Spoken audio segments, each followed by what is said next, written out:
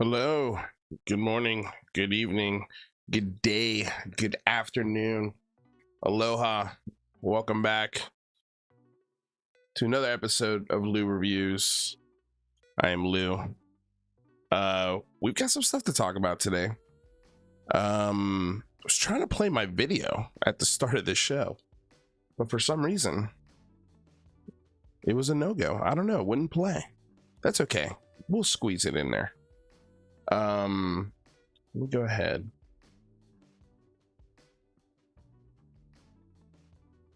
Fade out this. The tunes. There we go. There we go. Cool. All right, you guys. Thank you so much again for being here. Want to say hello to Brian Northcutt, Kenneth Turner, B. Baker, UAP UK, Pew Pew, Fatty Mag. You time to. I don't even know what that means, man. But let's just go ahead and block you just in case. Okay. So a few things to talk about. It's been over a week since I've done the show, and I've kind of laid low. This whole Grusch and article that came out about him is just set people off the absolute crazy end, no pun intended. But it really has. It's sent people to also a huge tizzy of things. Go ahead and do this too. Are we live on the YouTube? Yeah, we are, right? Why don't I see it? Oh, there it is. Cool. All right, let me just do this here real quick, you guys. I want to set my thumbnail for the show. There we go. Cool. All right, the good thing here, I'll tell you something about something new while I'm doing this. We've got a podcast going, and the beautiful thing about the podcast is I edit out moments like this. So come check out the podcast. Links are in the description. And yeah, if you want to support the show, there's also links in the description, other than with a like, a share, and of course a subscribe. So missed a lot of stuff this week. Let's go ahead and jump into it. Get on my bookmarks here and go back a couple of here we go. Okay. No, I've had this camera for a little while. Thanks for noticing, though.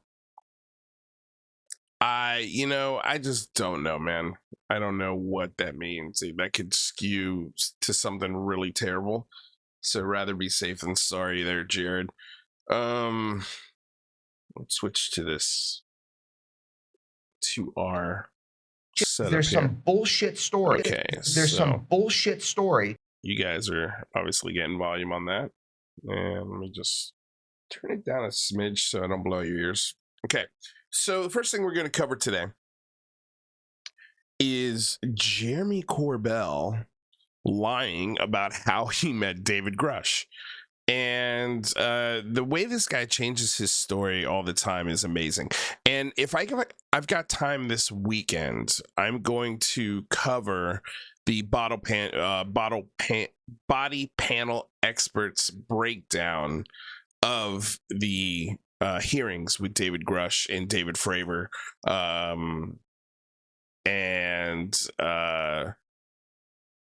Oh gosh, sorry guys, I'm in a tizzy here. And the other guy, Ryan Graves. But anyway, we've gotten this story from Jeremy Corbell back in June about how he met David Grusch at a Star Trek convention. And turns out that's not true. And he got upset that story was even put out there, even though it was put out there by him. So let's check out this beautifully edited, very short clip of Jeremy Corbell lying or just bullshit. Yeah, I mean, he's either lying about where he met him or he's trying to correct something for later down the road. Who knows? Who knows with Jeremy Corbell? But yeah, here are the inconsistencies on how he met David Grusch. There's some bullshit story that we met at a Star Trek convention. Yeah, guilty. We actually did meet at a Star Trek convention. There's some bullshit story. You know, like he's so upset. He's so mad that people made up this bullshit story about him meeting David Grusch, him and George Knapp meeting David Grusch at a Star Trek convention. And then when it was used as a small part of information, say against David Grusch, you know, because it's like, well, what is this whistleblower doing at UFO conventions? What is he doing at Star Trek conventions? Why is he friends with George Knapp and Jeremy Corbell? Why is he friends with Lou Elizondo, Christopher Mellon, Gary Nolan, and all of the main players from Skinwalker Ranch and the ATIP and OSAP programs? He's already got a history of believing this stuff. And so I guess Jeremy's trying to take this out of that pool of information that kind of makes David Grusch look like just a believer of this stuff. And he's then taking his information that he's seen and heard privately and melding it with the stuff that these guys have told him and coming up with this cockamamie story for Congress. And it's not, I can't say it's cockamamie because it's a testimony before Congress, but it's a testimony that doesn't say anything. He doesn't say anything in this congressional hearing, nothing at all. There's no information, there's no names, there's no programs, there's no locations, there's nothing at all given in the congressional testimony by David Grusch. Ryan Graves also delivers the exact same, but I feel he delivers it in a much cleaner, more efficient manner. He's being honest, but at the same time not giving his true intentions for why he's on Congress, which is to raise money for his nonprofit organization to look at the sky. And he's looking to raise money through government contracts. And I wish somebody would ask him if that's the plan for Americans for Safe Aerospace. And also admitted in the same congressional hearing that he's got no interest in actual Americans reporting on aero safety. Zero interest in civilian reports. Only wants to concentrate on the government reports. Gee, I wonder why. Bigger contracts, I'm thinking, come from those government side of the reports, huh? He also recently just released some terrible footage with some, I guess, decent testimony from a commercial pilot. But I think commercial pilots, obviously, just like jet fighter pilots, highly trained, could both be susceptible to make mistakes and confuse things in the sky. It's been shown over and over and over again. And that's something that's been confessed by astronauts and pilots alike, that they have confused things for very unconventional craft or what they thought were space aliens for a hot second. And then they got another piece of information that made them go, oh, that's what it was. So, yeah, it's just, there's so much to break down and so much to talk about and so much that's happened, but it's like at the end of the day, this is all just really stupid. most of this information is just really, really dumb. For example, I mean, there's also just all sorts of, like, this guy right here, like, this guy lays out a conspiracy theory about why energy weapons were used in the fire in Maui. Like, this is the kind of stuff that these discussions breed. You get parts of the information right as far as government contracts and contractors coming in to buy already days, literally the next day before the ground is even cooled. There are developers already offering prices on plots of land that people have lost. It's gross. And that actually happened. And then to take that information and then it grows into this conspiracy theory of the government using energy weapons to secure certain plots of land. Like it's just stupid. It's so silly. It's so ridiculous, but it rings true in the idea of UFOs where parts of the information are accurate. It's the same thing that happened to Paul Benowitz, where he got pieces of it, little nuggets of it that rang very, very true. And then you get smacked with the crazy, stupid, irrational information. And because you bought all of those little truths, therefore everything that comes down this pipe, therefore must be true. And that's just not the way it works. But I have a feeling it's the way it seems to work with Ross Coulthart. We'll get into that a little bit. And this is, again, another just sort of example before we get to the whole overall arcing point of this episode. And it's really about Ross Coulthart. But this is part of the story. And this happened a week ago on August 19th. Ross had a conference in Australia. And he made a bunch of wild claims in Australia and got no hard-hitting questions really from anyone. And Mick West clipped this or shared it and wrote, if these videos are not classified, then stick them on YouTube so people can figure them out. So, we can figure out what they are, essentially is what he's saying here. And, this is the claim, again, that this guy's making in front of a whole bunch of people that paid to be there and are looking for answers to either their personal experiences or they're looking to validate their own belief systems. And there's no temperament. There's no grounding of reality. There's no, hey, I heard, let me just preface this with, take this with a grain of salt. There's nothing like that. It's just full bore. Let's give you the goodies. And, if you want a picture with me out front, it's going to be $20 a pop.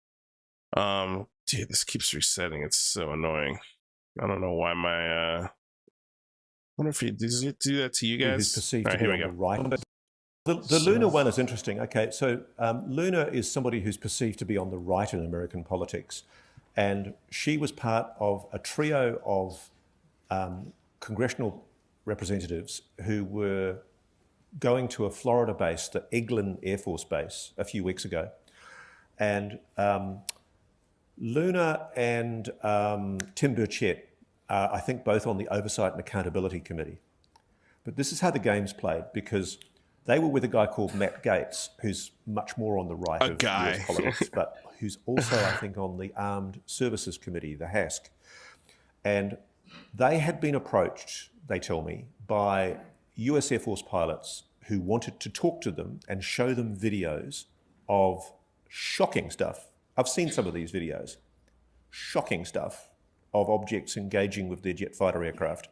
Not classified, because they've shot it on their mobile phones in their cockpit, because they were so pissed off that the Air Force was telling them not to talk about it, or sorry, the Navy was telling them not to talk about it, that they took their phones up and just started photographing it. And then they contacted their MPs, their representatives, and basically said, can we show you this?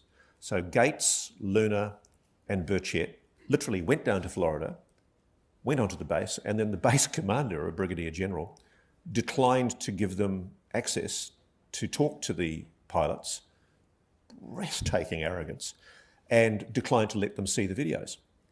And there is now, I mean, if anything was calculated to insult a member of the House of Congress, it's a brigadier general, a jumped up little tin ass in a uniform, telling one of the members of an oversight committee that they're not allowed to see something that pilots want to raise with them as an issue of safety, national security. Well, fuck them. And I can tell you, Luna is pissed. Ooh. Watch this space. Ooh.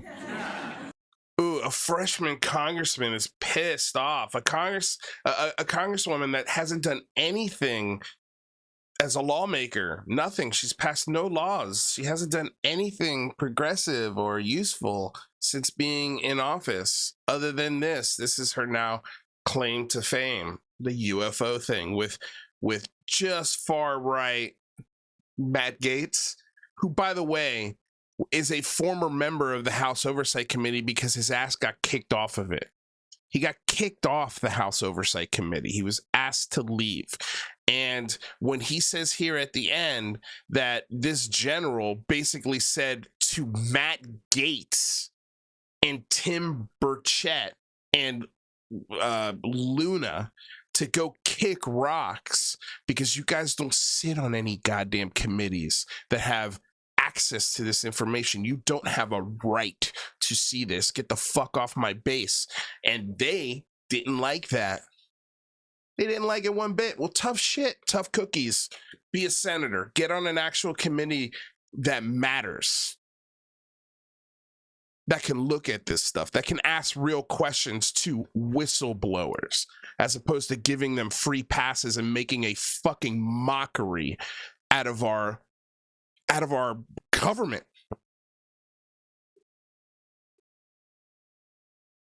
I've watched that hearing now twice, almost 2.5 times, 2.25 times.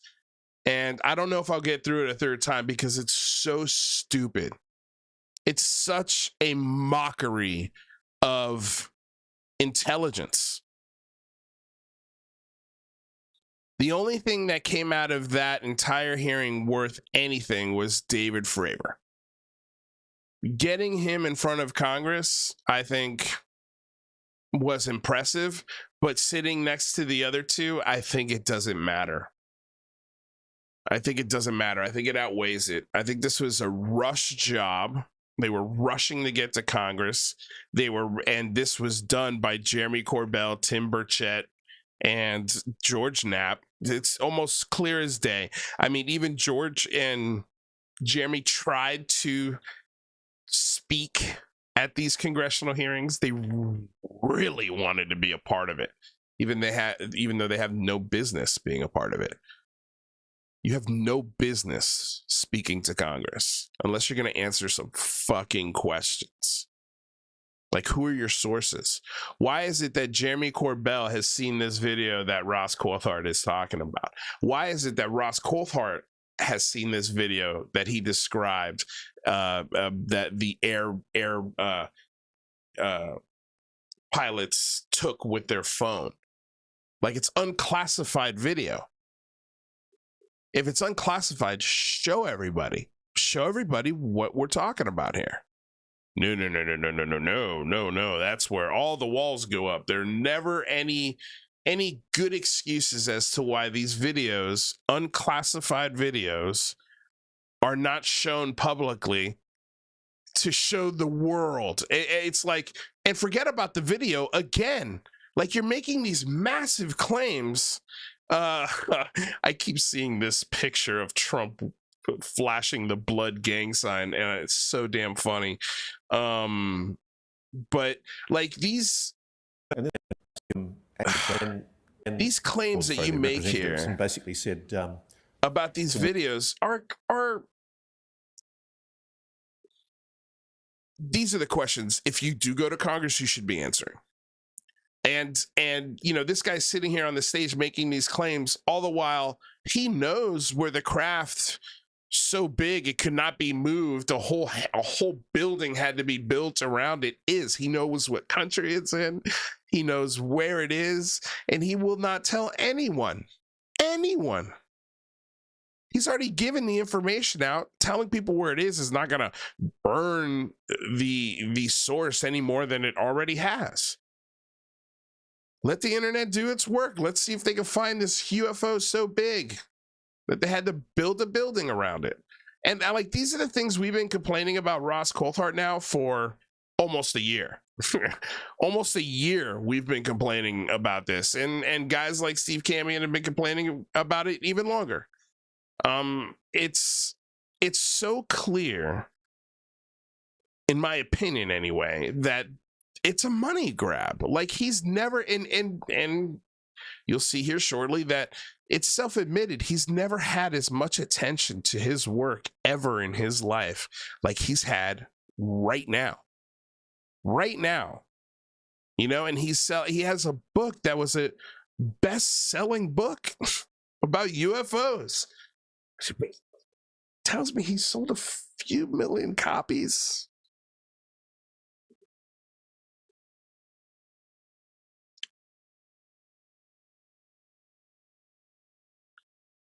There's a lot of money to be made, but what's even scarier is that there's a lot of money to be lost if you rock the boat for one of these guys.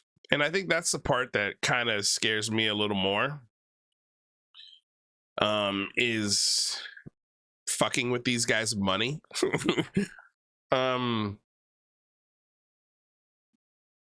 Is it worth it, you know, to point out an obvious scam? Anyway, there's that. So this was really cool, and this is also, again, like something we've been talking about. We've been talking about this idea for 2 years now. The idea of an F-16 plane or an F-18 Raptor or whatever, Super Hornet, whatever plane is out, the new big toy. You know, those planes are not designed to take down drone swarms. They're not designed to shoot down drones the size, you know, of a basketball, or even smaller in some cases. And my curiosity has been for the last few years is, what is the military, and I'm sure they had been working on something, but what are they working on that is going to combat this issue? And this is John Greenwald found this. He says in 2021, produced video by the Air Force Research Laboratory on how they aim to take down drone swarms with THOR, which stands for Tactical High Power Operations Responder. I wonder if it works on other non-drone objects identified / categorized as UAP by the U.S. military. That's an interesting question. But check out this video. This is pretty cool. And by the way, you know, as always, fair use. This is transformative work. We are educating the public and critiquing the videos we are sharing. This is covered under fair use and allowable by law. Whoa, that is loud. Okay, let me turn that down. Sorry, guys. That blew out my headset too. Okay. Of course, it's a military video. Of course, it's going to be louder than any other thing on the planet.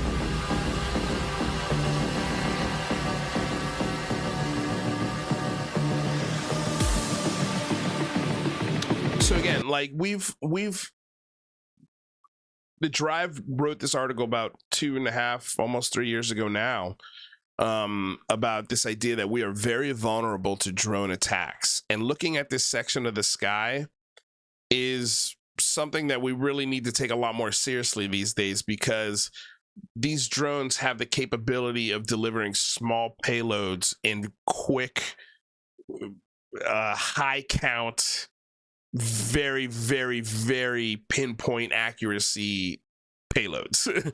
So, you know, the idea of having 200 or 300 drones swarm in the Santa Monica Pier or Times Square or the Super Bowl, like, those are very, very real scary threats that are right around the corner.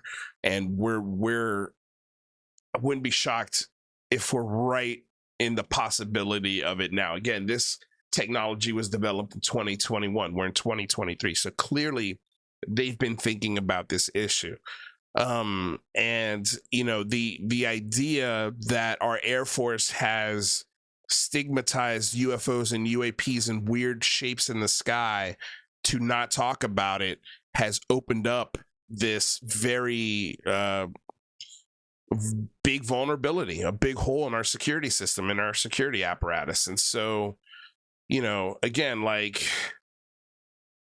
think about how, like, this technology will be useful in the future when it comes to protecting American citizens and events, especially, you know, like big public events. So imagine this base, instead of being a base, being, you know, a stadium. Like, that's pretty wild and pretty scary. Drones are becoming a more pervasive threat every day. The ease of customization that makes them so attractive to hobbyists also appeals to bad actors using them for nefarious means. Unmanned aerial systems are currently being used to surveil operations, destroy infrastructure, and attack personnel. Look at that. Imagine. Technology, always moving forward, ensures these vehicles will become faster, more advanced, Look at and these more shapes deadly. too that they're introducing as well. Small arms have limited range and effectiveness, and larger arms have high cost compared to their target. Yep. So missiles don't The Air Force work, Research and Laboratory shooting has at them developed a doesn't low work. cost per shot, speed of light solution. Thor uses a focused beam of energy to defeat drones at a large target area. It provides a non-kinetic defeat of multiple targets at the speed of light. This unique system allows base defense forces to stop UAS attacks at long range before they threaten critical infrastructure. Thor completely stows in a 20-foot shipping container, which can easily be transported in a C-130. That's pretty wild. The system can So basically, this thing is be set up enormous. by as few as 2 people It's within as big 3 as a hours truck and trailer, operates from essentially. ground power. Thor uses high-power microwaves to cause a counter-electronic effect. A target is identified, the silent weapon discharges in less than a second, and the impact is instantaneous. The Air Force Research Laboratory has already demonstrated Thor's effectiveness during real-world tests where it defeated hundreds of UAS systems. So it's already tested this thing, and this is a video that was produced in 2021, which means that they've been working on this for at least 10 years. At least 10 years, probably longer, if I had to take a guess. And I wonder, you know, because the way that this is delivered, the payload system that this is delivered in, it's so unsuspecting. You could literally paint this thing white and set it up outside of a stadium during a major event or in a major city or on top of a building, and use this to defend our skies. I mean, it makes me feel better, that's for sure, that they've been thinking about this for a long time, and that Christopher Mellon and Lou Elizondo and Ryan Graves, y'all don't need to worry about it. Go home, guys. You don't need to start the Americans First Aerospace. Trust me when I tell you, the United States military looks like they've got it under control. Hold their beer, boys. They've got this one. Your work is done here. Thanks for bringing the attention and the extra budget to it. But I would much rather that attention and extra budget go to technology like this, not Ryan Graves looking at the sky. No offense. I mean, this is pretty brilliant. And the fact that they've already used it in real world scenarios, taking down hundreds of drones with this one system, that's pretty damn impressive, guys. It's pretty damn impressive. And, oh, this is also another cool little thing that happened while we were gone. The Soul Foundation is a new UFO company proclaiming victory after a deceptive 6-year media campaign successfully duped Congress about aliens. Now that UFOs are considered real enough by Congress. So let's check this out. This is something that Stephen Greenstreet posted. And again, it just goes back to the whole idea that David Grusch has been part of this whole system for a long time now. So now that okay, so check this out. Now that the time has come for serious, well-funded, and cutting-edge academic research into the nature of UAP and their broad cosmological and political implications. Such a claim would have been beyond the pale of respectability just 5 years ago, but the U.S. government's recent and continued acknowledgments of UAP have changed them from a subject unworthy of academic consideration into a scientific and intellectual problem of unfathomably broad stakes. Now, this is where he highlighted, now that UAP are considered real enough by Congress to be addressed with federal legislation, we are forced to consider the broad consequences of this for the future of science, technology, economy, politics, law, religion, culture, and all other human institutions and endeavors. Let's see here. The Seoul states they'd like to offer advisory research to the United States and other national governments and provide suggestions for new UFO laws. So this is one of the things that they wrote here: to provide reliable, cutting-edge advisory research to the United States and other national governments as well as corporate clients. Seoul will establish itself and remain the foremost think tank on UAP, the source of the most informed and insightful policy recommendations available. Anyone who's been paying attention, so basically not the news or government leaders, realizes this is a complete and utter madness. Seoul's made up of dubious UFO activists with dubious motivations. Here's my previous breakdown of some of the people involved, and he goes on to list them here, and it's basically right here. It's sitting at a table: Jay Stratton, David Grusch, Travis Taylor, George Knapp, and then this is at a 2020 UFO conference in Alabama. This was the same conference that we sent Rather to go hang out and see what was going on. This conference is held in the cradle of the military industrial complex, which is Huntsville, Alabama. There's a lot of military contractors here, and this Seoul Foundation, made up of those four guys, along with, let's go ahead and see here, Christopher Mellon, Gary Nolan, who's the director of it. David Grusch is the chief operating officer. So they are positioning themselves to get these huge government commercial contracts to study this, just like OSAP did, and they don't give a fuck. They're gonna spend this money on a bunch of woo-woo bullshit and just basically take it. Wasteful spending. It'll just be a bunch of wasteful spending, and every time the government comes in to check on them, they're going to be like, stop pushing us, we need more time, this is so spooky and so hard to figure out that an unlimited budget for the rest of time wouldn't be enough money. And that's what they want. They want an unending budget. And Eric Davis has talked about this before as well, where they just want a budget and they want to be left alone to look at their spooky stuff. They want to be Ghostbusters. They want to be paid to be Ghostbusters. And it's just like, sorry, there's a lot more important shit that money needs to be spent on than you being a Ghostbuster, guys. And here, listen to this quote here from Gary Nolan. If they are doing these things that are unconventional or frankly impossible, as you know, as a pilot, then somebody has access to either levels of power or levels of physics understanding that we don't appreciate. I see a huge commercial gold mine in that. That's Gary Nolan saying that he sees a huge commercial gold mine in the physics that he's seeing from these objects. Now, if these objects are man-made and they're made by, say, American assets, then he's positioning himself. It's almost like, it sounds like a little bit like insider trading. We're going to listen to it again.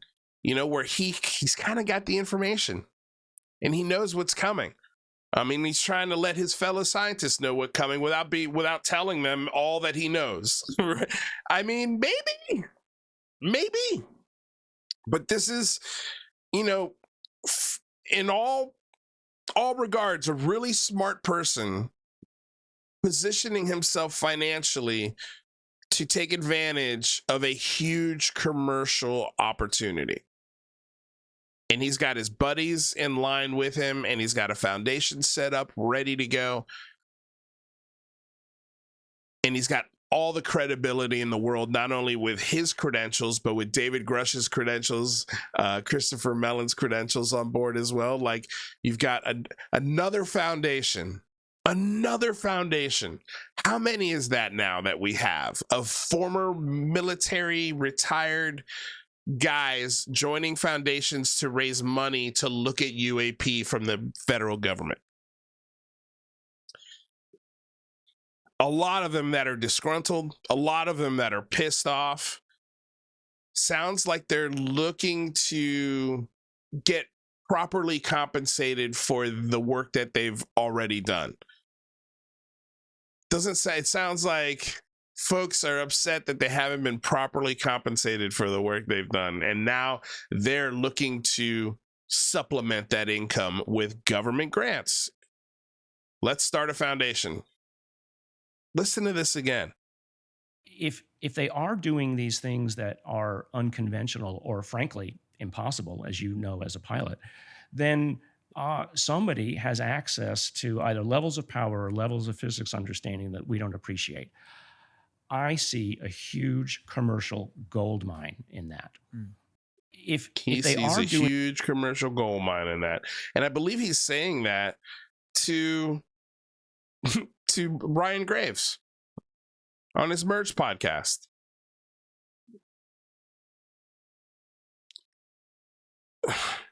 It's just gross, man. All right, moving along. So here we have Maria Bartiromo. Wow. Congressman, what can you tell Almost us? forgot her name. I knew her last name was weird, but I knew I'd already perfected her last name, Bartiromo. But yeah, anyway, almost forgot her name. So here she is, talking to Rep. Mike Turner, and asks him about what he thinks about David Grusch's testimony to Congress. And listen to what he says here. Wow. Congressman, what can you tell us about this? Non-human biologics? You know, Maria, I always love it when you have somebody who comes forward and testifies About this. Non-human biologics? You know, Maria, I always love it when you have somebody who comes forward and testifies about things that they don't know anything about. I mean, the most, I think, striking aspect of all of the testimony was repeatedly over and over again, the whistleblowers had to say, actually, I don't have any knowledge of this. Somebody else told me that. I mean, really, this would take thousands and thousands of people for such an unbelievable cover-up to be occurring. And for people to speak with such confidence over something that they do not know is, I think, something certainly everybody needs to be concerned about. That is a hell of an answer right there. And to me, it tells me everything you need to know about how the DOD and other intelligence employees feel about David Grusch. And it also is a big sort of confirmation as to how and why somebody would reach out to Ken Klippenstein and give him the information that they gave them about David Grusch, because it is insulting to the defense community to suggest that there is a cover-up that would have to be maintained by thousands of people. So thousands of people are lying. Thousands of people aren't brave like you, David Grusch. Thousands of people are too afraid to stand up and be a whistleblower like you, even though you said nothing. It's insulting, and they're pissed off. Listen to how he answers this question again. The most, I think, striking aspect of all of the testimony was repeatedly over and over again, the whistleblowers had to say, actually, I don't have any knowledge of this. Somebody else told me that. I mean, really, this would take thousands and thousands of people for such an unbelievable cover-up to be occurring. And for people to speak with such confidence over something that they do not know is, I think, something certainly everybody needs to be concerned about. So aliens are not on Earth then? Maria, I certainly can't tell you that there are no aliens here. I can tell you that certainly there's no evidence that what the gentleman is testifying about, he said himself personally, he has no direct knowledge of. Wow. So there you go. You know, and again, Mike Turner, if I'm not mistaken,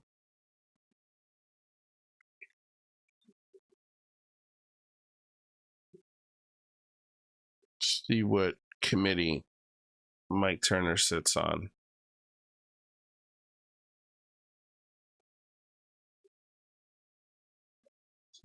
District House Permanent Select Committee on Intelligence. So he sits on the exact committee, Oversight and Accountability Committee. Yeah. I mean, really, that's the only committee we need right there. He sits on the most powerful committee, and I believe, if I'm not mistaken, he might even be the head of it. Let's see here. Legislation chairman member. There he is. He's the chairman of the most powerful intelligence committee. And this intelligence committee also told you they're not having hearings. They're not interested in it. Thanks, Jeremy Corbell, George Knapp. You just fucked that up for everyone. Just had to have these hearings with Tim Burchett. Just had to push them through with the most unreliable, unsuccessful lawmaker in the history of Congress. I mean, that's a little bit of hyperbole, but he's up there as far as uselessness.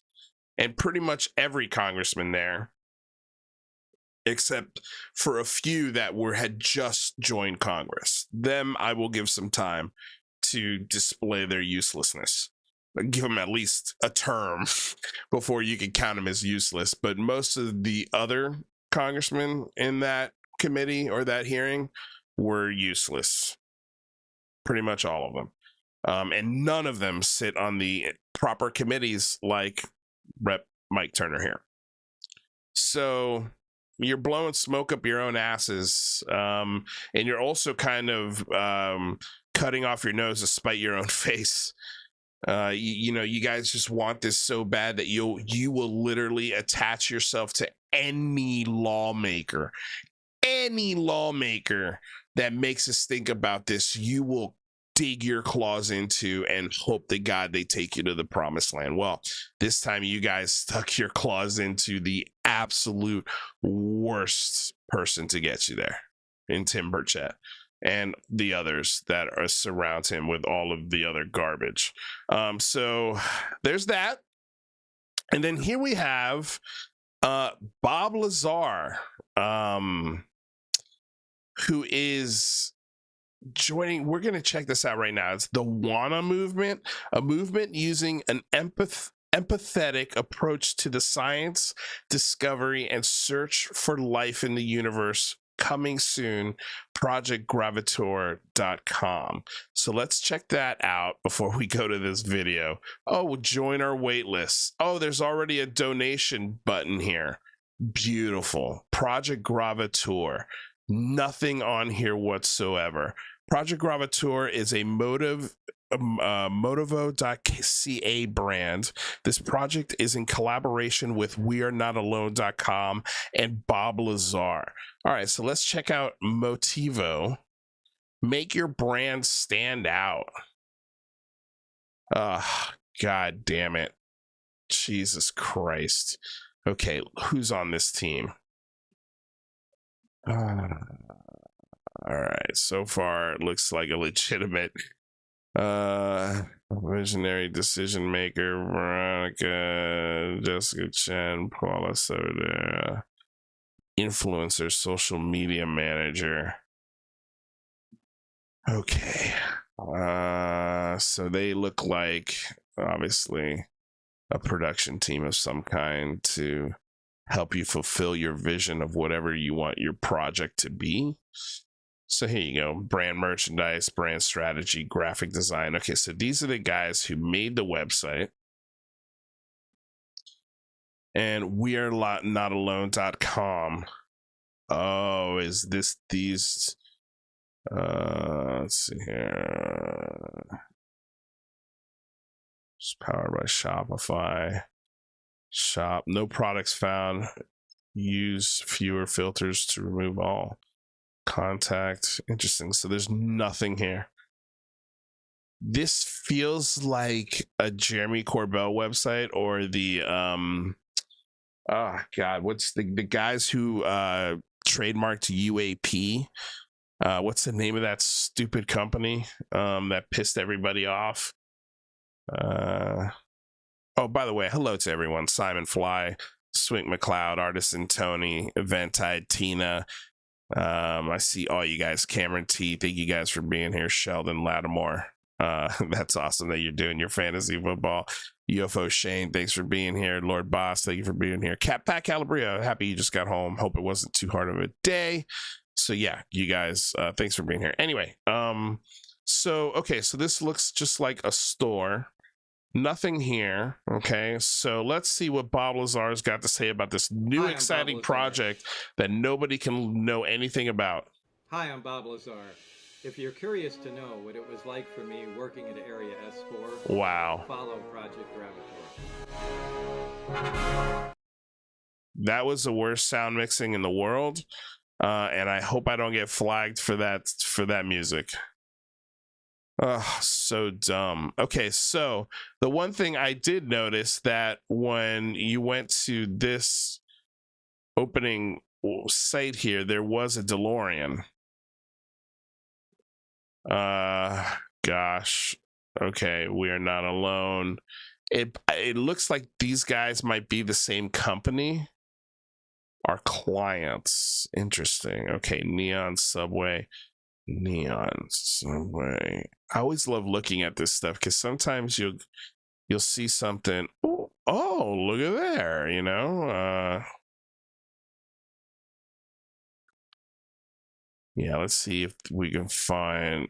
Yeah, okay, so original content merch community building, even though there's nothing on the site right now. So this is like this is the second thing that they put up was this UAP merchandise stuff. And this looks like it's got a lot of Bryce Zabel. Why is it not? Oh, that's so weird, dude. And it's got a David Grusch thing. We are not alone. Interesting. WANA, WANA. So hats, merchandise. So that's it, dude. Like, where are all these other projects and clients? Let's see here. This website, it's French. Okay, cool. So can't read this one. Interesting. And I bet this is the people we've worked for, and it's got this Neon, this movie production company, and I don't see any projects from this movie production company anywhere here. Like Neon is a pretty legitimate, you know, production company that people could work with. You know, like that, I'd be proud of that too. That's something I'd put on my website, but I'd also put the project on there. You know, here we go. Where is it? There it is. Subway. Like, why are the Remax? Like, that's a huge. Or were you just somebody who worked on these projects and are now using that resume notch as people who have been your clients? You know, because like, where are all these projects on the website? You know, like, this is why I'm like, I always look into this shit. This bullshit. This guy and his bullshit and his S4, he's looking to sell you more wares. Can't show up to Congress, but fuck almighty, he could show up for Gravitas and the WANA movement. We're not alone.com. Why is there no merch on here? Who are they following? Oh boy, I wonder. Okay, Luigi Veneditti. He's one of the guys, one of the creative advocates. 13 followers. Okay, here's some of the stuff that we saw on there. Non-human intelligent phenomena is real. We are not alone. Look at this stuff, man. Look at this garbage.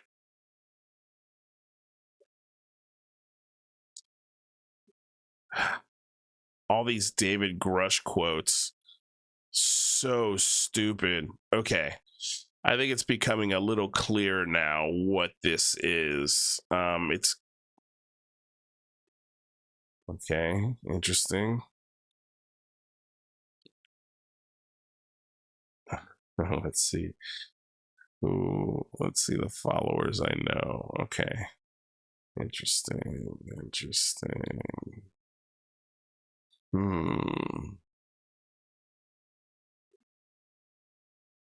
Following just one. Okay. Interesting. Yep. So there you go. So another wear for Bob Lazar is coming soon, just like all of his other bullshit. Damn, dude. I'm so sick of this guy. So sick of all of these guys.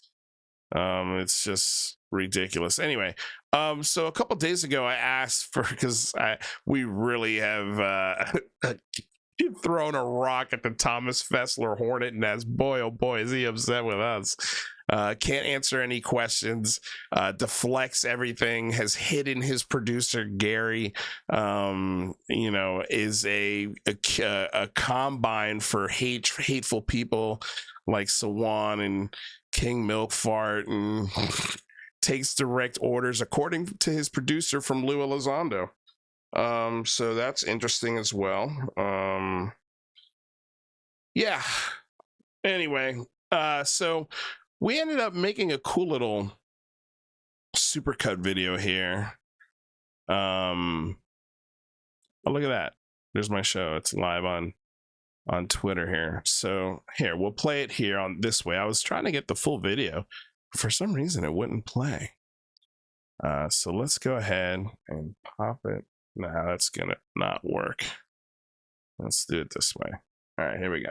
You were trying to tell her nothing. She said that she's only interested in the information. Man, they're having a heyday with your name on Twitter, Swan. Oh yeah, they were saying it's probably Sawan who harassed freaking Kirkpatrick. You're damn right it is. That's a good thing. That is a good thing, because you'd rather be on top of it than underneath it. We need to hold these fuckers accountable. Yeah. Sawan's hard-nosed, man, and I don't... And just in case you're not following along, that's Sawan threatening. He's contacted and threatened Dr. Sean Kirkpatrick, a government employee and the lead investigator on the Advanced Aerospace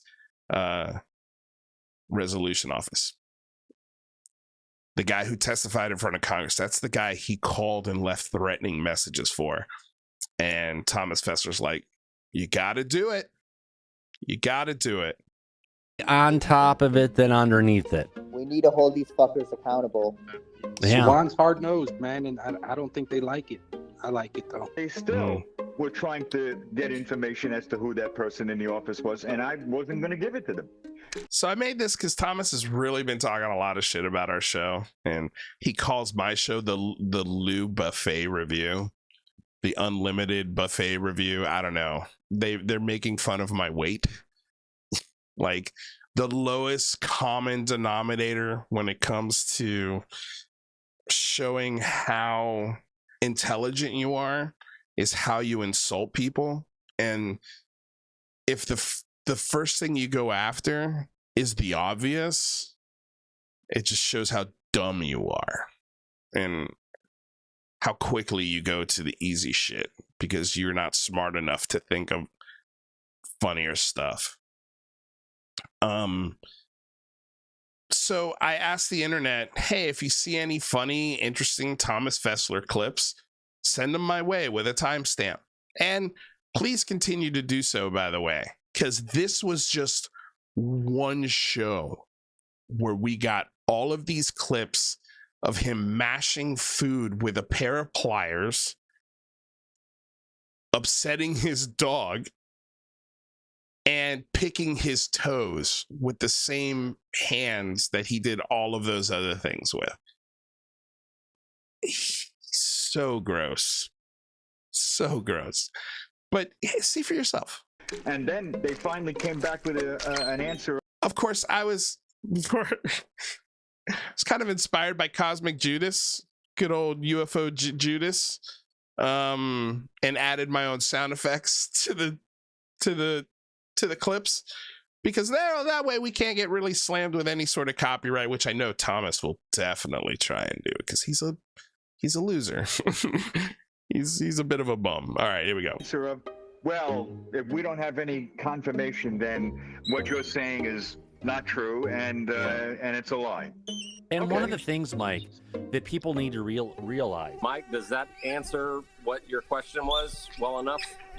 You did a really good job of answering it, but since I know you were right in the thick of it with me and his office, I figured that you could explain it in a very clear and precise manner like you do with most things. Smashes a bug during his live stream. Here's another thing. This guy just leaves his live stream and calls his live stream from his phone while he's outside taking his dog. It is the absolute funniest, most disorganized bullshit I've ever seen. And when he has these diatribes, they never make any sense. Ever, ever, ever, ever. And I see I got a couple of his buddies here. So what am I bringing to the table? How about a little bit of grounded reality? How about some truth to all of this bullshit you guys are spewing? That's what I'm bringing. And also some humor, and a good show. Yeah, there's a lot of things I'm bringing that Thomas Fessler can never, ever, ever do, because he is a talentless hack. Talentless hack. Got no qualms saying that whatsoever. Talentless. So, yeah. You think no matter what your personal feelings are, listen to when this. You have a source who reveals confidential information to a matter of the press, which Mike is.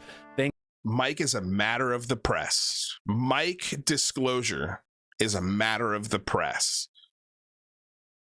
Listen to what he says.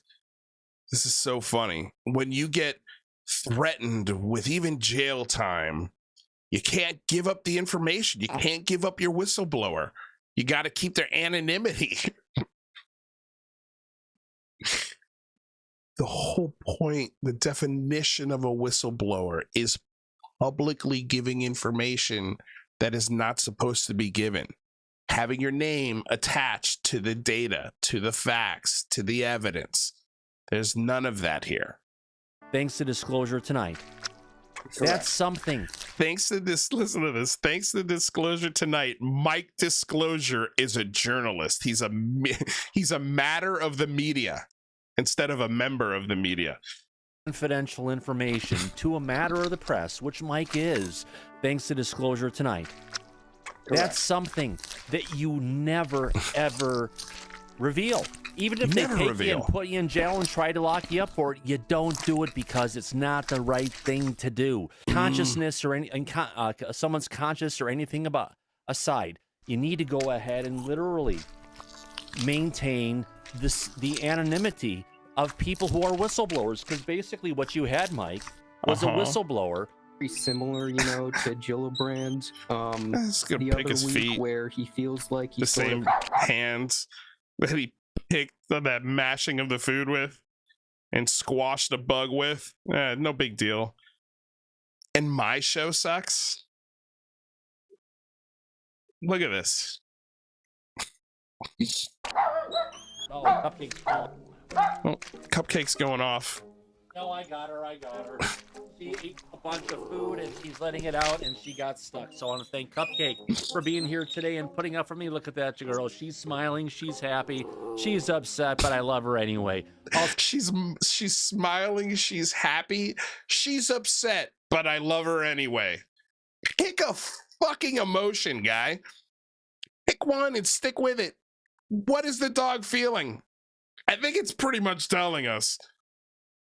That to me is the funniest line of this whole thing. I want to thank Cupcake for being here today and putting up for me. Look at that girl. She's smiling. She's happy. She's upset, but I love her anyway. Also want to thank Glenn Forbes. Thanks for coming in thanks for being a Kiwi and coming in from New Zealand, my friend. My God, this stuff is brown. If that was weed, this would be like ditch weed. My goodness.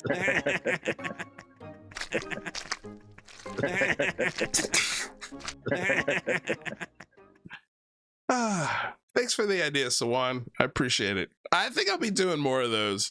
We'll have our Fessler moments of the month. Maybe we should do that every month. Okay, so here's the video that I really wanted to get to. And this is a really great takedown a takedown, but this is a really great breakdown of Ross Coulthart and the news that he's been reporting here for the last better part of 2 years now. And this is, I believe his name is Brent Barry, if I'm not mistaken, and he's part of the Media Watch team, I believe at News 7, where Ross Coulthart used to work. Now, I'm not 100% sure of that, but it's an ABC News piece that examines Ross Coulthart's bonkers path to Saucerland. And this came out today, and I think it's finally, I love that members of the intelligence community are in their own ways calling out David Grusch for his bullshit and the confusion that he's throwing into the overall narrative. And I love that now Ross Coulthart's peers are calling him out for his shoddy journalism and bloating of stories and situations. I'm going to let this piece speak for itself. We'll pause here and there. I mean, it is about 7 minutes long, so hopefully it doesn't do that skipping thing here in the middle that Twitter just loves doing. But here, let's reset it. You are saying to the human race, for the first time, we are not alone. We're definitely not alone. We have spacecraft from another species. We do, yeah. We're talking about the biggest secret in human history. Hello, I'm Paul Barry. Welcome to Media Watch. And that was 7's Ross Coulthart in a 40-minute special on America's News Nation cable channel back in June. Coulthart was presenting a world-exclusive TV interview with David Grusch, the US military whistleblower, who told Congress in July that a top-secret US government program had recovered alien spacecraft and bodies. And here is Coulthart again in a 7 News special recorded before Grusch gave his evidence. There has been a massive, long cover-up lasting 80-plus years inside the American government. There has been a concealment of retrieval of non-human spacecraft. There's been a concealment of the existence of multiple species of non-human intelligence to this planet. Incredible as it may seem, the United States government are in possession not only of non-human technology, craft, and other technology, you're also in possession of alien bodies. Coulthart is a one-time gold Walkley winner with distinguished career on Four Corners and 60 Minutes. So how could a journalist with his credentials be convinced? I love that he says that he's a one-time a golden walkie winner. Just one time. Just one time. Sounds like if you're a great journalist, you win more than one. That's my guess anyway. Not only of non-human technology, craft, and other technology, you're also in possession of alien bodies. Coulthart is a one-time gold Walkley winner with distinguished career on Four Corners and 60 Minutes. So how could a journalist with his credentials be convinced by Grusch's extraordinary claims? And by his assertion that others have been murdered to stop the secret getting out? Yes, it's confronting. It's an extraordinary allegation. I, too, have had a lot of trouble believing it. When I heard the things that Dave Grusch told me, I was shocked. And yes, in some cases, I was scared. I still am. Coulthart's 7 News report on YouTube has racked up 1.8 million views and thousands of comments like this. This is the best piece of news reporting that I've ever seen. Ross Coulthart is a hero to me. Ross is the greatest journalist of all time. Those comments sound very familiar to the people who push this bullshit. And those comments right there are insanely addictive, along with the 1.8 million views that his special has gotten. 1.8 million. If only 5% of that bought his books, that's a lot more books that he just sold. Ross Coulthart is a hero to me. This is the best piece of news reporting that I've ever seen. Ross is the greatest journalist of all time. And I think these journalists take offense to that because they're essentially... said that she's only interested in the information. He's essentially taking the easy path to becoming a world-renowned and worldwide known journalist. He's going the UFO route.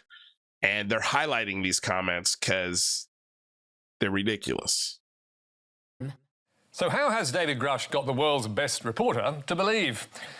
Grusch is a former US intelligence officer who was on a Pentagon UFO task force and did have high security news. Dude, this is this news journalist, Paul Barry, is seething with criticism. He's holding back, but any shot he can or opportunity he can take to get a shot in at Coulthart, he takes it. How does the world's best news journalist fall for these claims? Reporter to believe. Grusch is a former US intelligence. Ross Coulthart is a hero to me. Ross is the greatest journalist of all time. So how has David Grusch got the world's best reporter to believe? Grusch is a former US intelligence officer who was on a Pentagon UFO task force and did have high security clearance. But he has produced no documents, no photos, no spacecraft, and no bodies to prove his... No documents, no photos, no spacecraft, no bodies. He's produced none of those things. None of those things. Documents, photos, bodies, or spacecraft. Claims. And when asked for detail, Grusch says the UFO program is so secret that even Congress can't be told. Have you seen the spacecraft? I have to be careful to describe what I've seen firsthand and not in this environment, but I could answer that question behind closed doors. Yeah. And have you seen any of the bodies? That's something I've not witnessed myself. David Grusch did not produce evidence to Ross Coulthart in his TV interview either. And as science writer Mick West and others have pointed out, none of the whistleblower's claims are first-hand.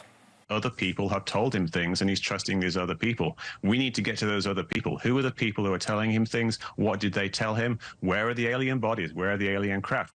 So it's nice to know that the people who are paying attention to the details of this story are not going unheard. The Mick West, Stephen Greenstreets, in some cases even me, they're not going unheard. People are hearing these things. Whether they like it, whether they admit it, whether they share it, whether they support it publicly, privately, they're watching it, they agree with it, they see it, and in their own little ways, it's getting to people like this that are taking a segment called Media Watch and highlighting some of the terrible work that their own members of journalism, their own fellow journalists are doing. I mean, this speaks volumes to what kind of journalist Ross Coulthart is. So, if no hard evidence has been provided, what is fueling the believers? First is that while NASA and the Department of Defense have issued clear denials about secret UFO retrievals and alien contact, the White House has been reluctant to do so. Does such a program exist, and do you believe that the American people deserve to know if it does? I have no information on that to provide for you today, one way or the other. Second is that the US government recently admitted that some UFOs, or UAPs, unidentified anomalous phenomena, as seen in these videos from US Navy pilots, are sightings that can't be explained, and the Pentagon is taking them seriously. But can we therefore conclude that the objects are alien spaceships? Astrophysicist Neil deGrasse Tyson says the answer is no. If we've been visited by aliens, why did they only visit government agencies? Why? Such a good point. It's such a good point. Like, if we've been visited by aliens, why is the government the only ones interacting with them, taking pictures of them, sharing technology, recovering their craft? Only the military gets to do those things. What? Why? Really? Really? Do you realize 1 million people are airborne at any given moment? Because on jetliners, and there's 6 billion smartphones in the world. If there was an alien invasion, I think it would be nicely crowdsourced with high definition, high resolution images and video of that happening. And some in Congress on the committee that interviewed Grusch are equally skeptical. The concept that an alien species that's technologically advanced enough to travel billions of light years gets here and somehow is incompetent enough to not survive Earth or crashes is something that I find a little bit far-fetched. That was my favorite moment in the entire congressional hearing. And again, this is a freshman representative out of Missouri, Eric Burleson. He just got on the job and he already sees through this bullshit. And he's right. Like, this idea that they would travel all this way and Earth was just too complicated for them to navigate and figure out, so they had to crash or break down here. And the only place they crashed and broke down was around military personnel.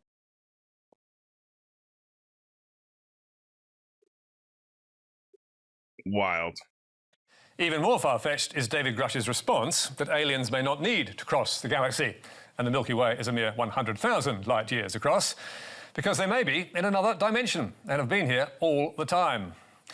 And stretching credulity further is Grusch's claim to Coulthart that a UFO which crashed in Italy in 1933 was shipped in secret to the US after the war with help from Pope Pius XII. So the Vatican was involved? Yeah, and told the Americans what the Italians had, and we ended up scooping it. So let me be very clear about this. You're saying that the Catholic Church, the Vatican, they know about the existence of non-human intelligence on this planet? Certainly. Yep, certainly. And Grusch's evidence for that? As usual, nothing that he can show. But once again, Coulthart has indicated that he believes the story, telling News Nation, if Mr. Grusch is telling the truth, and I'm told he is, it's a difficult thing for the Vatican to admit without the US concurring. Coulthart is now the media's go-to man on UFOs. He has written a book called In Plain Sight, and he also hosts a popular podcast called Need to Know with an American UFO truther called Bryce Zabel. Both have brought him worldwide fame, and earlier this year he told his podcast listeners, I've never, ever in my career in journalism have had a response such as what we're having at the moment. Every morning for the last week, I've been waking up to hundreds of new emails, literally in some cases, thousands of new messages. Coulthart says he started out a skeptic about alien visitors, as any journalist should. But it's clear he's now a passionate convert. And he says he doesn't care if we don't share his faith. I don't care if people say this is crazy. I don't care if people laugh or ridicule it, because I know from the sources that I've spoken to, this story will eventually come out. We asked Ross Coulthart if and why he believes that aliens have visited Earth and that spacecraft and bodies have been recovered. We also asked him if he has lost his journalistic objectivity. In a detailed response, he said it was totally false to say there is no evidence to support Grusch's claims. What I am doing as a journalist is investigating those allegations, and I have verified them. There is first-hand evidence, and it has been presented under oath to the Intelligence Community Inspector General in private hearings. My belief is irrelevant. So, what is that first-hand evidence? Well, it seems it's on a need-to-know basis. In other words, it can't be revealed because it's all classified. He also said... But it's not. But it's not classified. He's seen videos and things that are unclassified. He's sharing them publicly. He claims some of them are classified, just like Jeremy Corbell claims that some of the things he's seen are classified. I mean, for God's sakes, in a News Nation interview with him and Tim Burchett, he admitted right there that Tim Burchett saw a video in a skiff, and Jeremy Corbell chimed in with, yeah, I saw that video too. So these guys are claiming on some levels that they're seeing classified material. So if you're going to talk in front of Congress, Jeremy Corbell or Ross Coulthart or any of you maniacs, those are the questions that people should be asking you. Is why are you looking at classified information that a lawmaker is claiming to see in a skiff? And where is this classified information? If you've seen it, it's clearly convinced you guys. Why are we not allowed to see it? Why are only you guys allowed to see it? It's strange. The mainstream media have failed us on this story. So, has Coulthart gone crazy, or is he a visionary? Has Coulthart gone crazy, or is he a visionary? You be the judge. You be the judge. I mean, it's clear what this guy thinks. His peer, a real journalist, reporting on a journalist and his journalistic integrity. Seems like he clearly thinks Ross Coulthart's journalism is shit. It's not very good on this story. And he's gone from skeptic to cold, hard believer. Does not care what people think. We asked Ross Coulthart if and why he believes that aliens have visited Earth and that spacecraft and bodies have been recovered.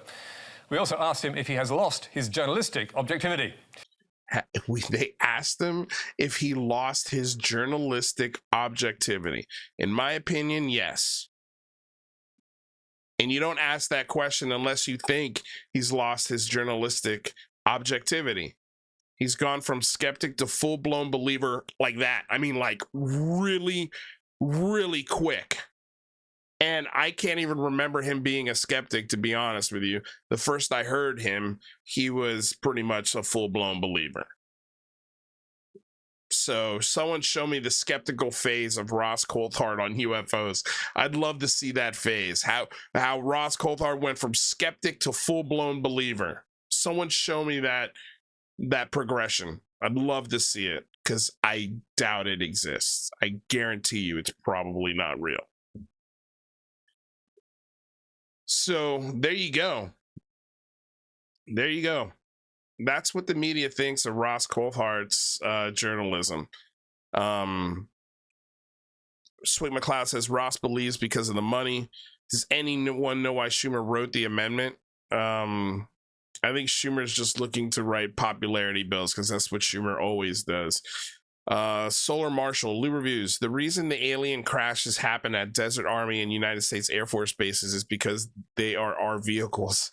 You would think one would wreck at a major city, right? No, because they're ours. I agree with that a lot. 99.9999999%. Oh, yeah, I'm totally with you, Solar Marshall. I asked that same question. Like, and that's also another, like, I feel like that would be a philosophical and also a technical question that any mechanical crew or design team that designs, say, the sport model, and they're like, okay, we're going to send this to other planets where we don't know what they're capable of. We don't know how smart they are or what they're capable of as far as the response is concerned. We're going to send these probes to their planets. Some of them are going to crash. You know, like, how did that get green lit? Because what if you crashed one of those things into a building and it killed the president or some important figure on that planet, you know, and they've got the technology to find you and respond in kind. I don't think any design team or, you know, again, like doctors, engineers, scientists would look at that and go, yeah, that's a good idea. Go ahead, send it. Send it. Even though there is a good chance this thing is going to fail, send it. Like, it's not like you're sending them to a Mars or Venus or the surface of some planet with no intelligent life, and it doesn't matter if you crash it there.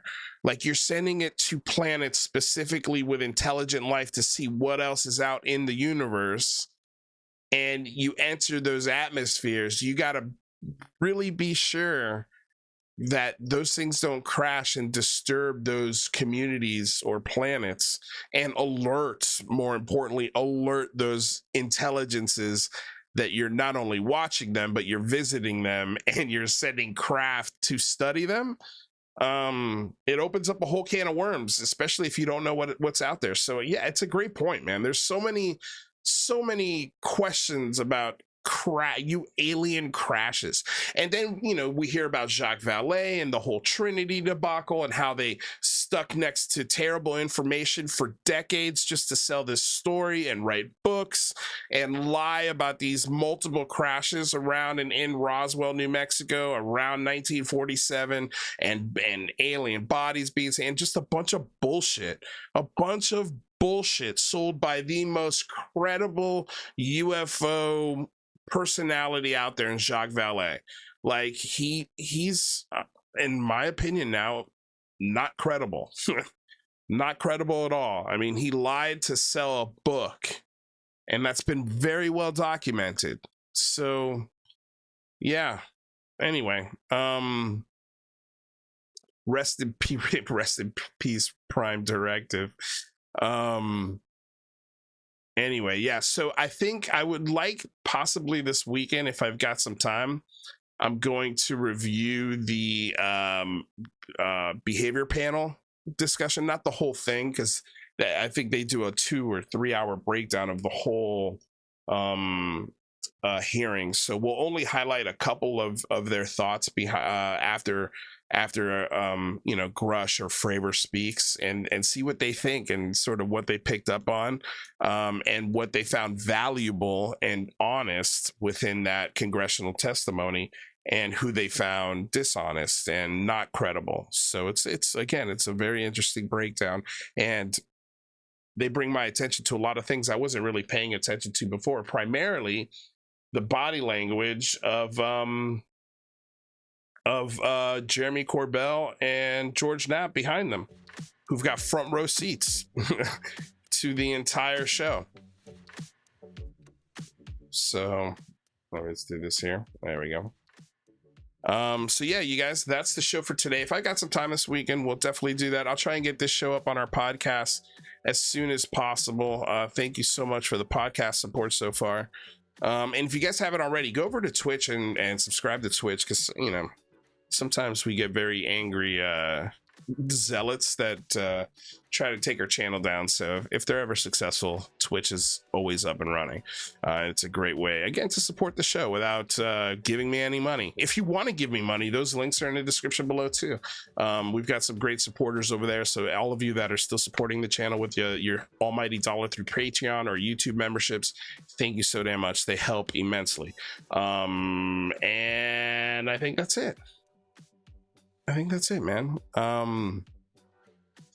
Should I upload? I think I'm going to upload the Thomas Fessler video as a video on the channel, just for it to live there. Let's see what he does with it. I don't think he could do anything, because I've changed pretty much everything. I added a whole bunch of sound effects to it, so shouldn't be a copyright thing. But yeah, I think I'll put that up here in the next couple days. Look for this show on podcasts here very shortly. You guys have a wonderful rest of your week. I'll see y'all soon. Peace.